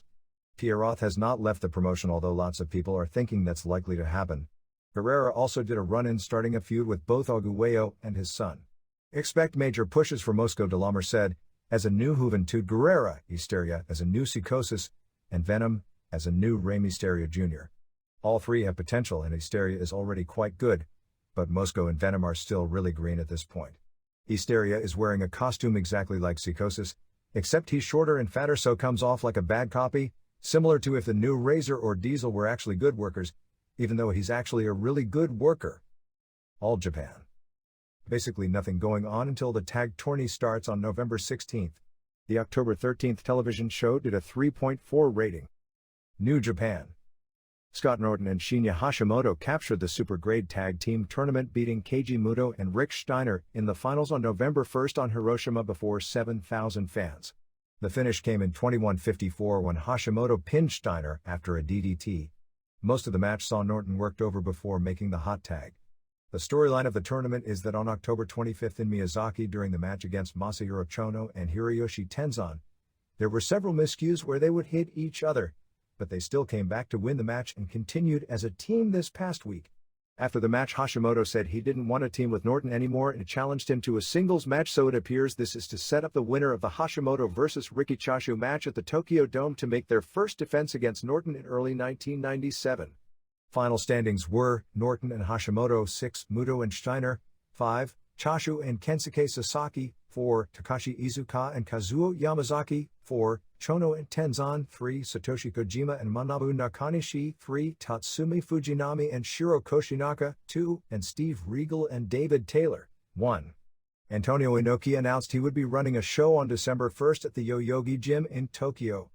If you recall, several months back we talked about the formation of a 24-hour samurai TV station, which would be an ESPN-like station which would cover pro wrestling and kickboxing and air basically tapes of US and Mexican promotions along with the smaller Japanese offices, and have a daily news segment covering the wrestling news like Sports Center and things like that. The station was supposed to debut in September, but was delayed until December 1st. So they are running a primetime live card to hype the first night in operation. Since New Japan has a major show that night in Nagoya, and also because the New Japan wrestlers are under contract to TV Asahi and thus can't wrestle on this cable station, Inoki is putting together a show with independent wrestlers, including Tiger Mask Sayama, Yoshiaki Fujiwara, Great Sasuke, Shinichi Nakano and Kazunari Murakami, the guy who beat Bart Valley on the Extreme Fighting show, along with other indie wrestlers and martial artists. Yamazaki suffered either a back or a rib injury on October 29 and will be out of action for a while. He was scheduled to headline the November 9th Korakuen Hall show for War Against Genichiro Tenryu, and it appears that match won't take place. They are hopeful that Koshinaka will return from knee surgery in time to work the January 4th Tokyo Dome show. This group announced its major shows for the early part of 1997 as January 4th at the Tokyo Dome, February 8th and February 9th in Sapporo, February 16th at Tokyo Sumo Hall, 320 in Nagoya, 325 at Tokyo Gymnasium, and May 3rd at the Osaka Dome. They also held a one-night tag team tournament on November 3rd at Korakuen Hall with Akira Nagami and Michiyoshi Ohara beating Sasaki and Shinjiro Otani in the finals. The top-seeded team of Muto and Jushin Liger lost in the semifinals to Ohara and Nagami. With Koshinaka out, they are putting a lot more steam behind the remaining members of Heisei Ishigun as they headlined Korakuen Hall on November 4th with high members Akitoshi Saito and Ohara and Nagami and Tatsutoshi Goto and Kengo Kimura beating Tadao Yasuda and Nakanishi and Osamu Nishimura and Kojima and Hashimoto in a best-of-3 fall match which went about 27 minutes. Koji Kanemoto is expected to return from reconstructive knee surgery at the January 4th Dome show. The television show on November 2nd was preempted. Other Japan notes. Dan Severn's opponent on the November 17th U Japan show has been changed from Amari Bitetti to pro wrestler Mitsuhiro Matsunaga. I don't know if they'll allow Matsunaga to bring in a barbed wire baseball bat on fire into the octagon, but it sounds like a ridiculous match. This match in the ads is pushed as the main event and Kimo vs Bam Bam Bigelow has been pushed as the semi-final. Supposedly the idea of the show is to have UFC-type fighters destroy pro wrestling names. Although Gary Goodridge is billed as fighting Patrick Smith on the show, word we've received is that Goodridge isn't appearing on this show. The toll adds up in Pancrase as Manabu Yamada had another operation on his right arm and he'll be out of action for some time, while Katsumi Inagaki had operations on both elbows so he'll be out for 3 months. Tokyo Pro Wrestling owner Kotaro Ishizawa held a press conference on November 1st with former Iwa booker Akio Sato. They basically announced that Tokyo Pro would change its name and become a new promotion unifying various factions under Hiromichi Fuyuki WAR, Tarzan Goto IWA, and Yoji Anjo UWFI, which should basically wind up as a merger of TPW and UWFI since Ishizawa had already bought 33% of the UWFI stock, with Fuyuki Geto, Jado, and Goto, Flying Kid Ichihara and Mr. Ganasuke all being a part of the new promotion. The November 13th rematch with Svetlana Gundarenko vs Shinobu Kandori at Korakuen Hall was cancelled since Kandori broke her nose on October 27th. She was also supposedly in a taxicab accident over the weekend which ended any chance of recovering in time to do the match. Next FMW tour is November 6th to November 16th. On the first night in Shizuoka they'll have Headhunters and Hiskatsu Oya vs Wing Kanemura and Haido and Hideki Hasaka, with the winners getting a shot at the six-man street fight champions Masato Tanaka and Koji Nakagawa and Tetsuhiro Kuroda on November 16th in Osaka. Mr. Pogo returns to the ring on November 6th against Crypt Keeper Jose Estrada Jr. Hayabusa faces Taka Michinoku on November 16th. Michinoku Pro is in the midst of its tag team tournament. Battlerz holds its tag team tournament from November 27th to December 4th to Daisuke Ikeda and Takeshi Ono, Yuki Ishikawa, and Alexander Otsuka, Carl Greco and Katsumi Yujuda, Minoru Tanaka and Naohiro Hoshikawa and Shoichi Funaki and Taka Michinoku. Doink the Clown, who I assume is Rey Apollo, is coming to War on the next tour. Gia ran a show on November 2nd in Singapore, drawing a reported 7,000 fans to crown its first world champion as Chigusa Nagao pinned Devil Masami for the newly created AW title. They also crowned AW Junior Tag Team Champions with Sonoko Kato and Meiko Satomura beating Sugar Sato and Chikeo Nagashima. AJW has its tag tourney ongoing. As of November 4th, Kyoko Inoue and Shaparita Asari are far in the lead with 13 points, while Reggie Bennett and Mima Shimoda, Tsuko Mita, and Genki Misae, Tomoko Watanabe and Kumiko Makawa and Asia Kong and Yoshiko Tamura are all tied for second with 6 points. Finals are December 1st at Korakuen Hall. Steve Cox, Action Jackson and Rod Price are all on tour with Yoshiaki Yatsu's Social Pro Wrestling Federation. From the photos, Akira Maeda really looked out of shape for his return on the October 25th Rings show. Also, photos tell why David Kharashvili, who won the gold at 209 in the 1992 Olympics in judo, didn't come back to Atlanta to defend his crown. He lost on the Rings show to Yoshihisa Yamamoto, but from the photos, he'd be hard-pressed to make it if there was a 309-pound weight class. USWA, a correction from last week. The house on October 28th in Memphis was $2,000, so it was closer to $400 paid than to the $800 we listed. The big angle this week was that Wolfie D turned heel on Brian Christopher. D hit Christopher with a garbage can to the head and knocked him out and poured the garbage all over him, then slapped him around with a newspaper from the garbage can and rubbed celery in his face. The Dundees then celebrated that Wolfie was back with them. This leaves the promotion with only Christopher as a top babyface. Christopher came back and did an interview talking with Jerry Lawler and said how Lawler has turned into nothing but a joke teller in WWF and USWA, but when he was younger he used to be a butt kicker. He then told his father that he wanted him to become the old Lawler and his help in kicking some butts. The crowd went nuts wanting Lawler to turn face and chanted "kick butt," and Christopher got on his knees and begged Lawler to be his partner. Lawler screamed no at him, saying he'd never team with a guy who got on his knees and begged and laughed at him. Lawler told Christopher to become a man and told him to get lost and bring back the Hooters girls. When the show opened, Lawler brought out 2 women from Hooters because he said they'd been doing the same show opening for 20 years and he wanted to liven it up. Randy Hales did an angle where he got mad because people started rumors that he'd had a nervous breakdown, then acted like he was having one. Burt Prentice said he wanted to help Hales, and Hales told Prentice he was a fat slob. Mike Samples claimed his dog Hercules was stolen and offered a $10,000 reward to anyone who could find his dog. The November 4th Memphis show had Tony Williams vs. Crusher Bones, Tony Falk vs. Stephen Dunn, Mike Samples and Wolverine vs. Flash Flanagan and Sean Venom, Miss Texas vs. Tasha Simone, Bill Dundee vs. Brickhouse Brown, Johnny Rotten vs. Jamie Dundee, Colorado Kid vs. Rick Hogan for the unified title, and Christopher vs. D. ECW shows over the weekend were November 1st in Staten Island before an estimated 400 and November 2nd in Middletown, New York before an estimated 700. This crowd may have been larger because Middletown is an arena where, for some reason because of the size of it, it makes the crowd appear smaller than it really is. The Staten Island show was in a building with no heat and was said to have been colder than it was inside, which ruined the show. Apparently there was some heat with the Athletic Commission regarding the use of Tyler Fullington and all the blood. Top matches saw Steve Williams pin Too Cold Scorpio in a good match. Fans were chanting "You sold out" at Scorpio, who, like Johnny Grunge, rubbed his fingers to signify money and told fans that if they were offered $200,000 a year, they'd take the job as well. Shane Douglas kept the TV title, beating Louis Spicolli in a bloodbath. Eliminators went to a 25-minute draw with Sabu and Rob Van Dam and Tommy Dreamer, and Sandman beat Raven and Brian Lee in a cage match with lots of blood. Middletown featured a major angle where Brian Lee choke slammed Pitbull No. 2 off the top of a production truck through 3 tables. Apparently the angle was even nuttier than when Dreamer did similar things. They were really pushing Lee and his choke slam since he's on top at the November to remember, as later in the show during a Douglas vs. Dreamer TV title match, Lee choke slammed Dreamer leading to his losing. Douglas then put Beulah in a full Nelson and they wound up with Beulah and Francine going at it. They ran in one wrestler after another, with Lee choke slamming all of them. While this was going on, a fan threw a chair which hit Francine, but she was okay. Stevie Richards wasn't so lucky. When he was doing a run-in on Sandman, he got nailed with a cane in the neck and staggered away, and suddenly collapsed.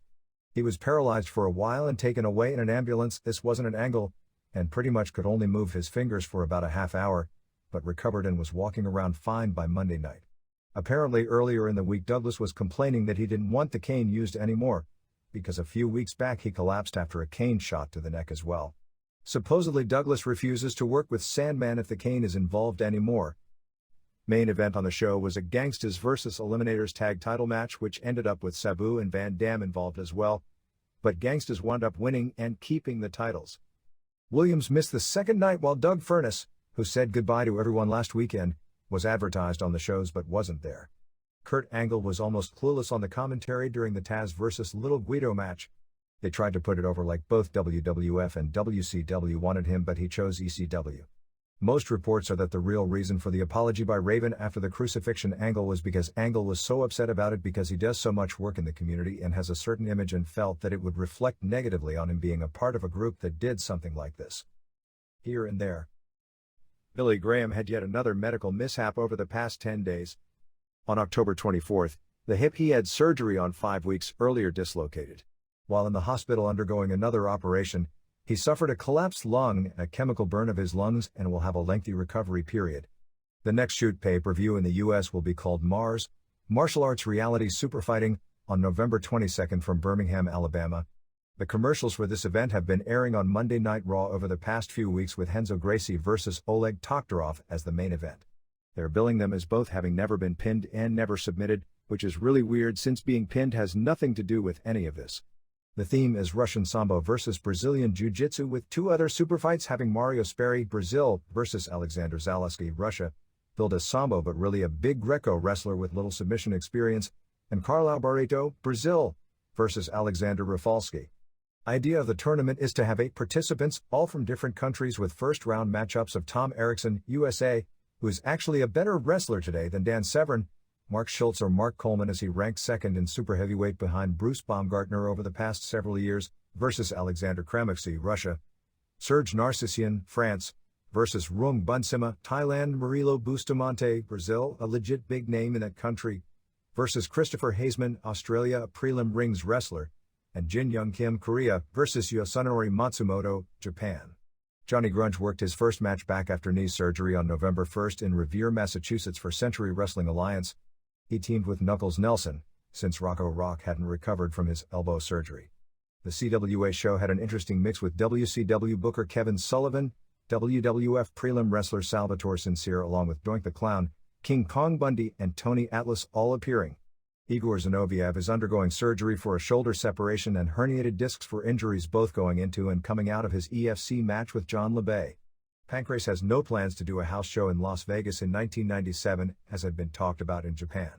MEWF on November 10th in Dundalk, Maryland with Headbangers vs. Stevie Richards and Blue Meanie plus Johnny Gunn, Axel Rotten and more, and November 16th in Hampstead, Maryland with Typhoon vs. Mabel, King Kong Bundy vs. Nikolai Volkov, Tito Santana vs. Papa Shango plus Duke Dries, Mike Sharp, Debbie Combs and Headbangers and November 23rd in Upper Marlboro, Maryland with Demolition Axe, Axel Rotten, and Boo Bradley. Blast from the past. Jack Victory, whose name hasn't been heard of in years, last we heard he was working at an Atlanta strip club, worked a match on October 31st in Cartersville, Georgia. Reports are he has gained 70 pounds in all the wrong places since he last appeared on the scene, but he was bumping all over the place and still throws one of the best-looking punches in the business. I caught the All-Pro Wrestling show at their gym in Hayward, California on November 2nd. These guys work hard. It kind of has a 70s flavor when it comes to the base of the match, but you'll see a lot of the more modern wild suplexes and topes thrown in. They are doing a tag title tournament on November 23rd. Mike Diamond, one of their students, blew out his knee doing a WWF tryout match at the last tapings against Barry Horowitz. George Mayfield of 243 Market Street, Highspire, Pennsylvania 17034 will be in Japan from December 30th to January 7th and can pick up merchandise for anyone who contacts him ahead of time. Clint Terrell at 501-835-0189 of Shorewood, Arkansas is going to be running shows in his area after the first of the year and is looking for area talent.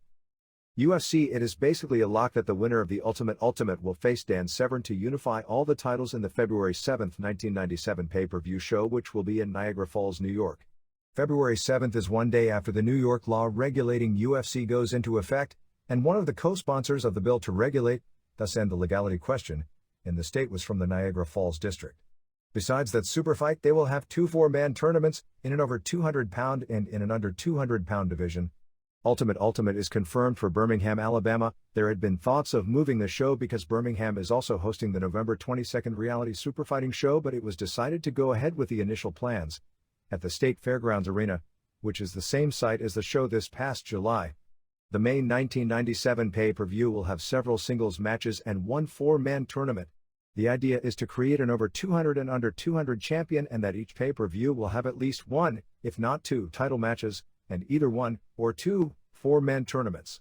Because promotions in the US and Japan are allowing the top fighters to only fight once, Semaphore Entertainment Group was having a hard time getting the big names to agree to enter events where they may have to do 3 fights in one night. In addition, most of the top fighters under 200 weren't interested in going into matches against opponents that would have substantial weight advantages over them. I suspect they'll alternate having an under 200 and over 200 title match on every other pay-per-view show, so that every pay-per-view show will have a superfight title match and a tournament. The final slot in Ultimate hasn't been filled. There are 3 names under consideration, and once the final pick is made, bracketing should be announced, probably within the next week or two. Don Wilson is out as commentator for the next show and will be replaced by a roving reporter, so backstage items like injuries won't be handled as clumsily as they were on the last show. Expect more personality features to push personalities and to create storylines within the concept, starting with the next show. WCW. Nitro on November 4th from Grand Rapids, Michigan drew 7,568 fans and a Nitro record $102,340 house, as it was only the 5th event of any kind in the new arena.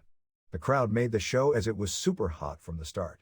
Marcus Bagwell pinned Brad Armstrong in 10:29 with a crossbody in a match where Bagwell did very subtle things to begin his heel turn as an insincere goody two-shoes babyface.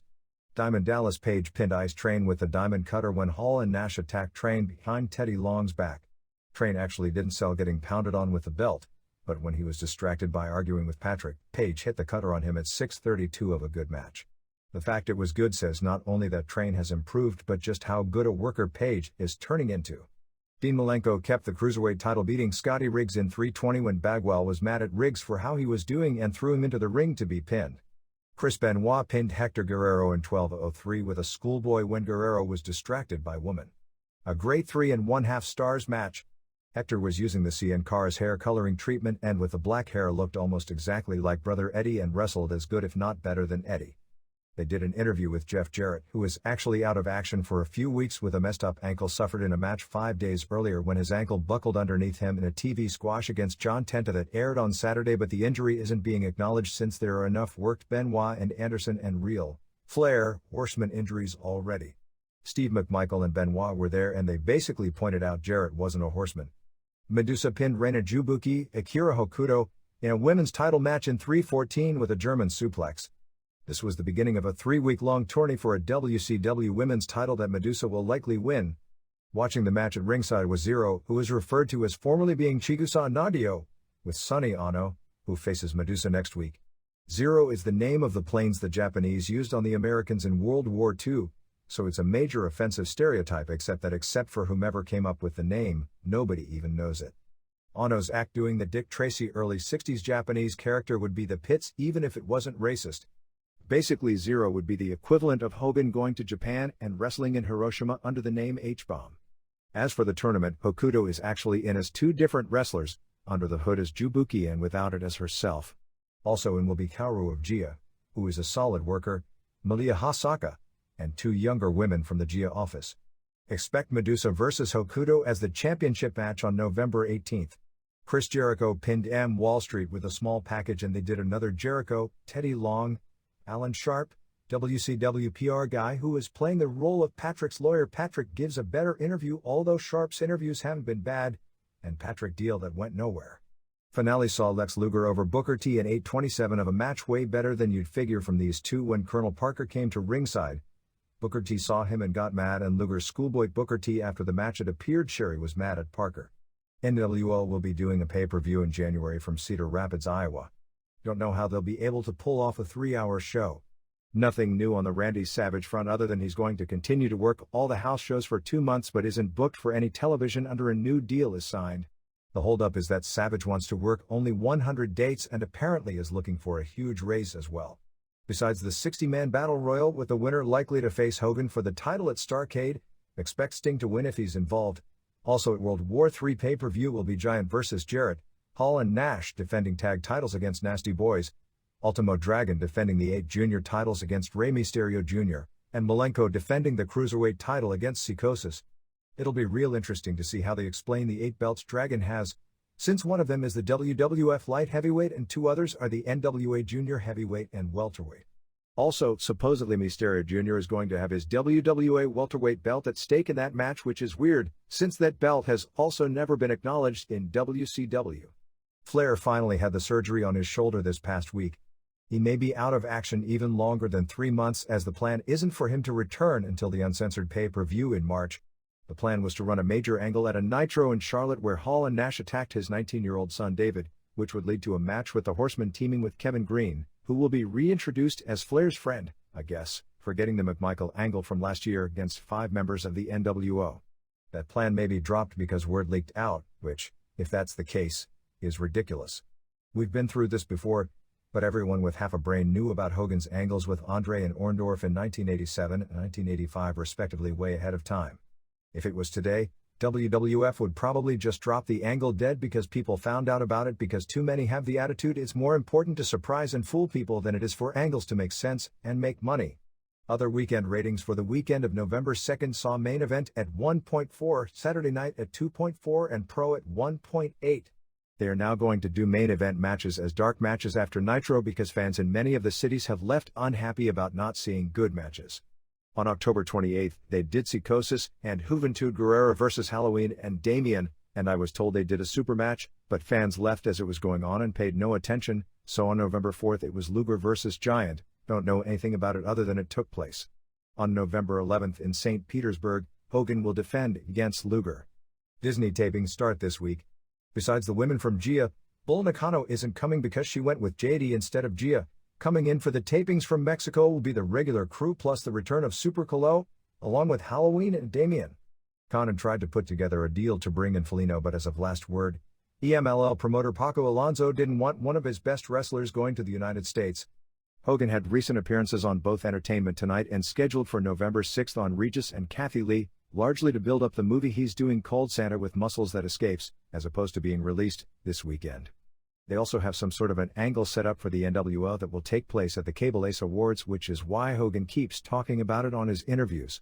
Saturday night and some main event matches were taped on October 30th in Rome, Georgia before 2,300, 1,200 paying $12,000. Only major items of interest were that Kevin Sullivan attacked ref Randy Anderson's son, Jarrett blew out his ankle, Benoit pinned Jericho, and Pat Tanaka injured his hip taking a bump from the Nasty Boys, who did a run-in during a Tanaka vs. Chavo Guerrero Jr. match. One of the reasons they did this angle with Sting is that in his contract, it called for a specified maximum amount of dates in the year, and WCW only had a few dates left and they needed them for major house shows, so they had to get him off much of the television and minor house shows. The current plan, which can change, is that in January, they'll go to tape the Saturday night show every other week with 4-hour tapings instead of the weekly 2-hour tapings, as a cost-cutting measure. Weekend house shows saw Hammond, Indiana on November 1st draw a sellout $3,940 paid and $52,028. November 2nd in Battle Creek, Michigan drew $3,604 and $50,877, and November 3rd in Saginaw, Michigan drew $3,618 and $50,795. Mains across were the triangles with Giant, Savage and Sting, with Sting winning after Savage hit Giant with a chair, causing Savage to be DQ'd and Giant to be cored.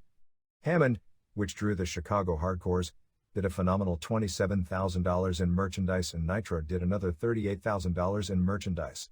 Nitro was built up to a supposed announcement of Eric Bischoff, who wasn't there, signing a Hogan vs. Piper match. They are going to stall that off for a while. It was planned for Starrcade, but I've heard talk it may be held off until Super Brawl at the Cow Palace and that Piper will first get a pin on Giant before getting at Hogan. There will be no World Cup at this year's Starrcade. Prelim estimates on Havoc by rate are between 0.7 and 0.85, which would be an increase over last year, and WCW sources are claiming it was double of what WWF did the previous week, although we don't have any WWF figures other than indications it wasn't good. The Extreme pay-per-view the same weekend did like in 0.14. A correction from the October 28th issue. Jimmy Graffiti was never named in a lawsuit in Anaheim. The WWF ceased booking Jimmy Del Rey and Tatanka, based on an investigation into a claimed incident by Jerry McDevitt, but no lawsuit was ever filed. Del Rey wasn't out of the wrestling mainstream because of the incident, as he was working for ECW, then had shoulder surgery, and is now back in action with WCW. WWF The remaining match at Survivor Series will be an 8-man elimination with Savio Vega and Flash Funk, 2 Cold Scorpio, and Yokozuna and a mystery partner against Vader and Farouk and Razor Ramon and Diesel. In addition, Mark Henry suffered a broken leg in training bouncing off the ropes, so his spot will be taken by Jake Roberts. This hasn't been said on television yet because there are still pre-taped angles where Henry is involved. I'm not sure that the $2.5 million invested in Mark Henry will go down in history as one of Vince McMahon's best money investments. Sonny was on MTV's Singled Out this past week. Weekend TV numbers saw Blast off at 0.7, Livewire at 1.0 and Superstars, which was a very good show with a great Bret Hart interview, but started off bad with a tag match with Razor and Diesel followed by Double J, which showing those 2 matches in succession really makes the company look bad, at 1.4. Weekend house shows saw November 1st in Richmond, Virginia draw $4,426 and $78,303. November 2nd in Landover, Maryland drew $3,383 and $59,246, and November 3rd in Worcester, Massachusetts drew $3,363 and $54,706. Steve Austin and Vega missed the shows with them announcing injuries at the arena, and it was announced and refunds were offered, which puts them well ahead of WCW in that regard. Billy Gunn beat Bart in 2 singles. Bart won via walkout in the other bout. Sid beat Vader in the stretcher matches by clotheslining Vader over the top onto the stretcher. Heard those bouts were horrible. They teased a tag title change in the Godwins vs. Hart and Smith match to get a big pop, but it was later reversed and Hart and Smith won. Helmsley beat Mero in the matches when Mr. Perfect was there to interfere, while Mero won via DQ when Perfect wasn't on the road. Main were matches in a cage until one man can't continue, with Michaels and Undertaker beating Goldust and Mankind. Reports from the second 2 nights were that the matches were 4 stars. First night got a 2.5 stars report, with Undertaker tombstoning Goldust on a chair and he couldn't continue. They brawled all over the place, constantly going out the door and over the top, which sort of kills the idea of the cage, but since the name of the game is to copy ECW, that's the new idea. Vader appears on Boy Meets World with the match with Jake Roberts from Anaheim on November 15th. Bret Hart will be on Sinbad on November 9th. The build-up for Hart vs. Austin has been some of the best WWF build-up work in a long time. Michaels vs. Sid has taken a major backseat. The Razor Diesel gimmick isn't working, and Rick Bogner is looking really bad. George Steele is in a Fila tennis shoe commercial with Grant Hill. Has anyone ever seen the move called a Japanese arm drag done by a Japanese wrestler? If the ECW angle hasn't been dropped for the present, the next angle will likely take place at Survivor Series or Raw the next night. Bret Hart goes on the road in January and will only work PPVs until that point.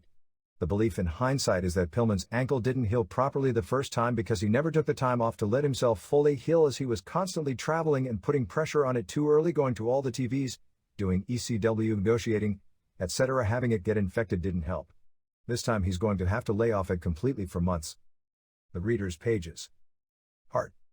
For someone with ambition of movie stardom, Bret Hart has taken one giant step backwards. No matter how superior his wrestling skill is, any WCW wrestler now has more market clout via the connection of Turner and Time Warner. The recent losses in WWF local syndication drastically shrinks Hart's promotional value. In this era when veteran actors take pay cuts to get roles in movies made by major studios, Hart has passed on a perfect sweetheart deal. He could have both cashed the giant paycheck and worked with the most influential company, which would have advanced his acting career as well in order to raise WCW's crossover audience and boost their return on their big wrestling investment. Lindsay Wagner still gets told congratulations today because 20 years ago she made Universal TV pay big bucks for her as the Bionic Woman. Regardless of the reasons he chose WWF, Hart can't be so very greedy for respect from the movie industry if he missed his spot to help Vince McMahon score a clean pin on Ted Turner. Name withheld by request. WCW/WWF.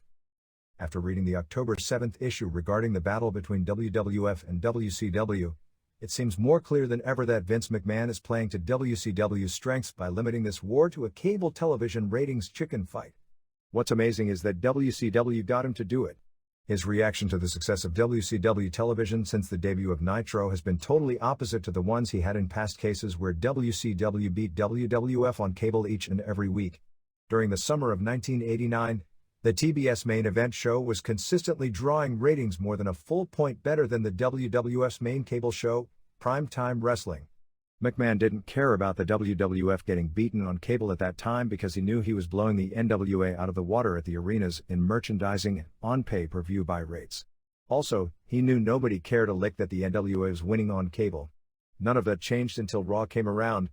The motivation for creating Raw wasn't so much to beat WCW in cable ratings, but for the WWF to keep its clearances on the USA Network, since its ratings had been sagging. Then Nitro came around and WCW challenged McMahon's own concept. WCW succeeded because when the two companies finally met head-to-head, the attention of the wrestling fans was totally absorbed into the battle on Monday nights. Now, it's not significant who is doing better at the arenas or on pay-per-view. The only thing that matters are the previous week's Monday night ratings. Everyone had gotten caught up in this. Even McMahon. For a man who previously had been mainly focused toward the well-being of his company, even to a fault in some people's eyes, his reaction has been uncharacteristic. McMahon had two options to take in response to the emergence of Nitro, especially now that Raw is beaten handily every week. He could conclude that the situation is no different than in the past when the opposition's superior ratings on cable had no substantial impact on what is most important: money. That is, build toward what would make the most money in the long run, not hotshotting to beat Nitro in a certain week. He has chosen recently to go on the defensive and panic. He's blatantly trying to copy WCW's success with the debut of the new Razor and Diesel and the eventual formation of his own Outsiders group. I can't imagine how cheap this must look to a casual fan. And that's what McMahon must take into consideration more than anything, because now it looks to the casual fan that the WWF is admitting defeat. Why is this happening? Because WCW succeeded in striking McMahon where he's most vulnerable, by making the fight personal. His ego has certainly been bruised by the ratings and by WCW's constant insistence that it is winning the war. Now it looks like McMahon believes that too, so he's doing what he can for his own ego's sake. Not building based on what will make money. If there ever was a doubt that ego rules the American pro wrestling industry, not talent, creativity, or profits, this era of the business is blowing the thought process to pieces. Jeff Lowe. Wilmore, Kentucky. This is the end of this conversion. Be sure to comment and subscribe. See you next time.